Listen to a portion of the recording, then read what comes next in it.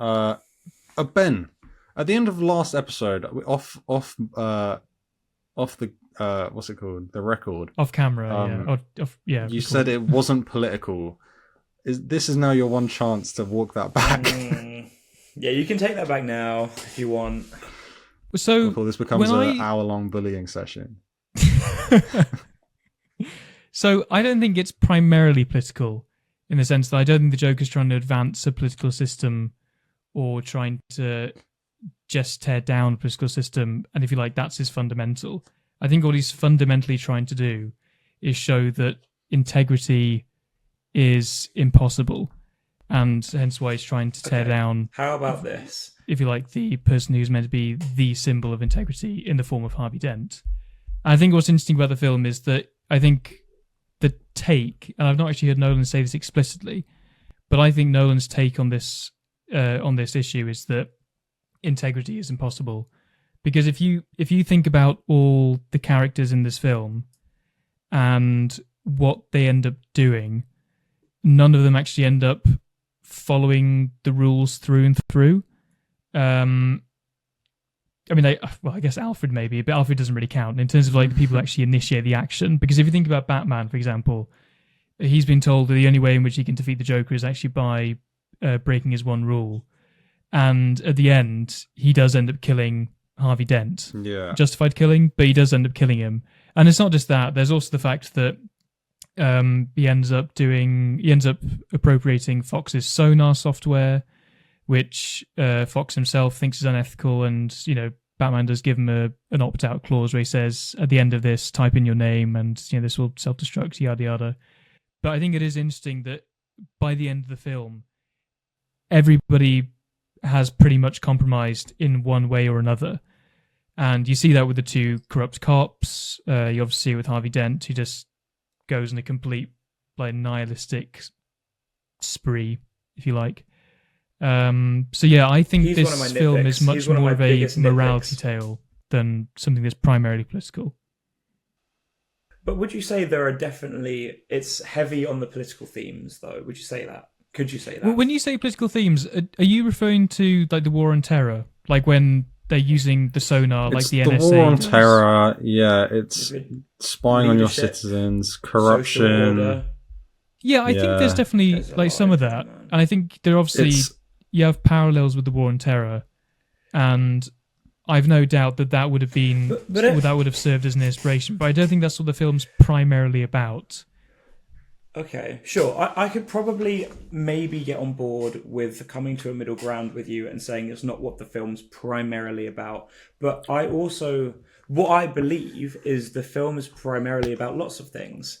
Politics is as primary as ethics. And that ethics is they tied so directly in to the ethics and the politics are intrinsically tied through the vigilante who operates outside of the law and brings justice to the people, the DA who operates inside the law and offers a systemic hope for people that's then corrupted by the anarchist who seeks to destroy the society completely. Yeah, I think there's definitely there are definitely political ideology manifestations of those, but I think what they manifestations. Yeah, in the sense that it's literal. It's not manifestation. It is literal. He is literally a terrorist. He's literally an anarchist. The other guy is literally the DA. Batman is literally a vigilante. The mayor's best friend is literally a police officer. The previous commissioner gets shot at and killed. It's not a metaphor. A judge gets killed. We're not interpreting anything here. Yeah. Yeah, no, I get that, but it's I think a political when you look thriller. But when you, I wouldn't go that far. I wouldn't say political thriller. The issue of politics does come up, and there's obviously those political angles. But again, I don't think of the Joker as primarily a terrorist. I think he's primarily a nihilist who's trying to show that. No, he's primarily a terrorist. Nah, but you got to remember the reason why he's a terrorist, why he's doing these things. He blows up a hospital. Yeah, and again, he's doing it for the sake of just trying to destroy the best amongst people. And in classic Nolan style, pretty political. I don't think it's primarily though. He's trying to tear down like the system pretty fundamentally, or drive it mad in a way. Like,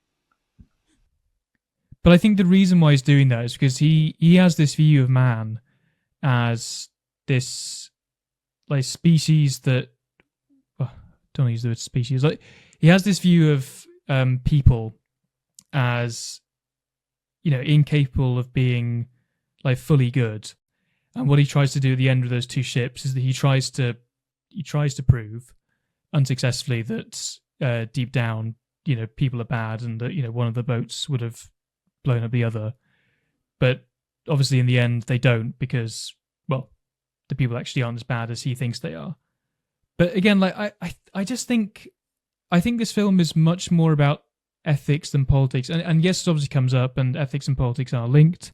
After all, you can't advocate for a political system without an ethical base at its heart. Yeah, no, they are, but I think there's a particular hierarchy in the sense that you have a particular ethical code, and then following that ethical code, you then come to particular political opinions.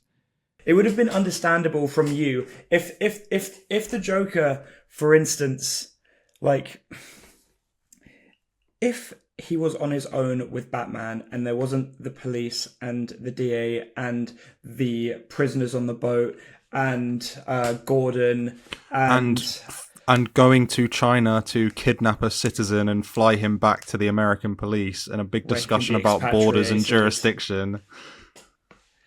It's endless, man. Like, it would be understandable if there wasn't every single other character in every single other scene. It's interrogating the idea of how a vigilante could operate in a society that is striving to be better, but is inherently flawed. And there's a lot of dodgy. I don't know how to feel about the moral message of the film, really, because it is a bit like confusing. So this is what I wanted to get onto. So my biggest nitpick of the entire movie is Harvey Dent, right? And essentially the Joker loses his political and ethical philosophy against Batman and the people of Gotham when the prisoners and the civilians on the ferries do not kill each other. And then he goes over to Harvey, lies to him for a bit, and then manages to convince somebody that was fundamentally a very good person, killed his girlfriend, burned his face, and now he is a raving, serial-killing lunatic freak.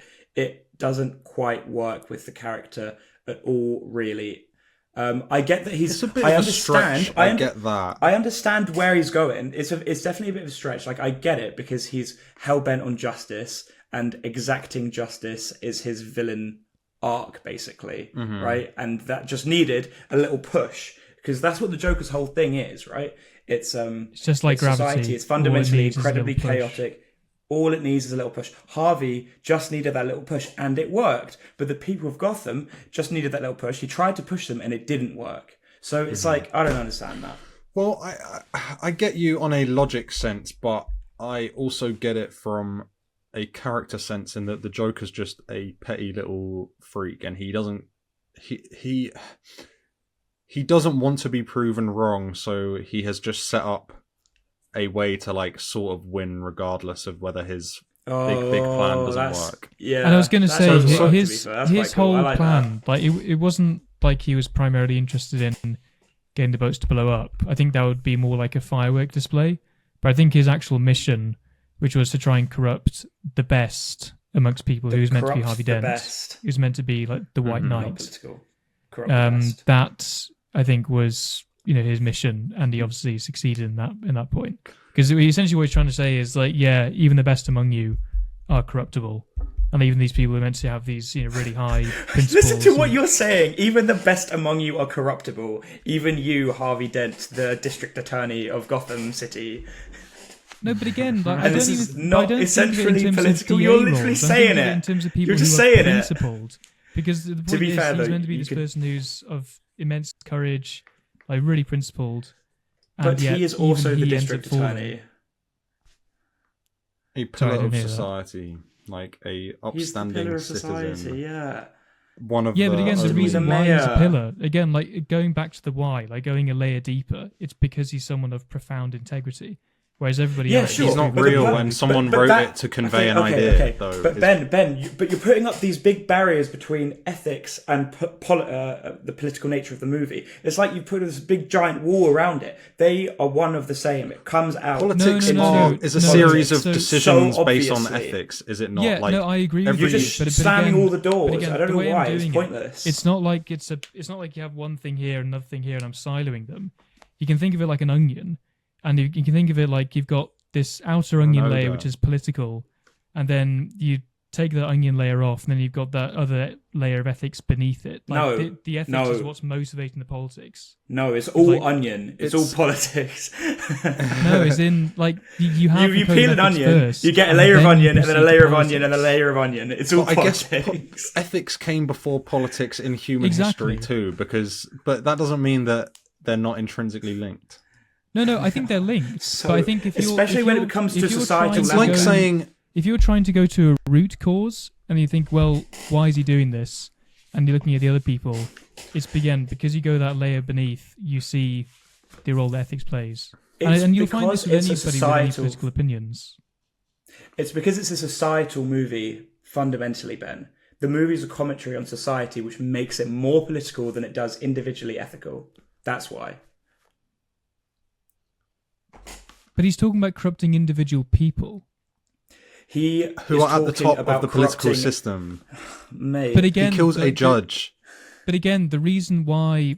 Yeah, so he kills a judge, but I don't think that's the primary thing in the film. Like, the whole thing, the whole plan the Joker has is to bring down... He goes individual people. This is wrong. Crazy. His philosophy is that all of mankind is just as bad as him, even the very best.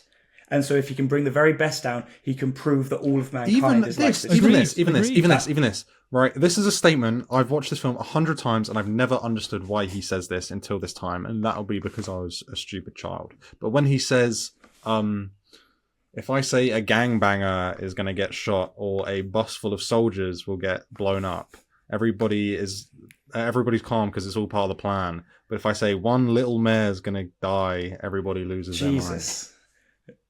How is that not political in every single sense? Okay, so if I say a gangbanger or a truck full of soldiers are going to die, nobody cares because it's all part of the plan. But if I say one tiny mare is going to get shot, everybody loses their mind. And he's saying that as a society, we allow for death and murder if it's certain classes of people, i.e. a gangbanger or a soldier, they're expendable. But a mayor who is the head of a political system in a city, that person isn't allowed to die. Do you know what I mean? This feels mean. It just feels mean. It's not mean. And the thing is, like, this feels so mean. You see, most of the things that you say, I've agreed with you on. But again, it's a case of going that level deeper of the why. And I think again, it's because he wants to show that man, by his nature, is fundamentally corrupt. And yeah, I think it's because, he wants to show that people, even these people meant to be, of profound integrity, are also able to go down to the dirt, in effect. Maybe there's people that agree with you, man. I don't agree with you. Matt doesn't agree with you. But maybe people do agree. I don't know. Maybe it is subjective, and maybe you're right, man. You could be. I could be wrong. No. If I had to put a fucking £1 million on it, though, I know who I'd bet my money on. But see, the thing. Like, I don't think you are wrong. I just think that there's a deeper layer to it. Like, that's what about the surveillance? But again, like, but it's post 9/11. What? No. So there's definitely that side of it. But huge again, ethical concern in American society is the spying on citizens. Exactly, ethical concern. And Fox is thinking, I will not stay here. Well, again, by the government, but it's the fact that you have individuals within the government doing that. Ethics on a societal level is called politics. That's the definition. Ethics on a societal level is called politics. That's the word. I don't agree with that. All right. It's a political movie. Ben, the only thing that if you just believe in individualism, then I guess that's that's the differentiating factor here. But I would just suggest that it's trying to say something broader about society through corrupting individuals. In the podcast that me and Matt did about Tenet, we brought up the idea of how it could be about climate change, and it is in there because they say it's in there, but they don't talk about it enough and explore it enough for me to say that it's really about this, and I really feel that. And I say The Matrix is far more because it's, you know, everything. It's all around you, and you see it. You go up into the clouds above the pollution, and it's beautiful, and you come back down, humans destroyed the world. It's like it's all there constantly, and so it is about how mankind can and could and probably will destroy the world. I disagree with that though, because Matrix is about a lot more than that. Anyway, sorry. Yeah, okay, sure, but The Dark Knight, like The Matrix though, is just so filled with it. It's like ongoing. It's non-stop. Yeah, first of all, it's every single scene. Like, this is way more political than Tenet was. Like, there's no doubt about that in my mind. Like, but then again, like Tenet's not even. It's just not. Tenet is political because of 3 or 4 pieces of dialogue. 3 or 4 pieces of dialogue makes Tenet slightly political. Yeah, that's the thing. Like, I agree that Tenet's not political. Yeah, but it is every single plot point, every single scene, fundamentally every single main character. What they are amalgamations and representations of political ideologies. The idea of each of the main players in this film are fundamentally different political ideologies. Yeah, all of them. It's everywhere. It's the everywhere. One good cop, the DA, the vigilante, and the anarchist. There's a Chinese accountant that has all of the gangs of Gotham's money that gets flown to China, and Batman has to expatriate him so he can face criminal court in America.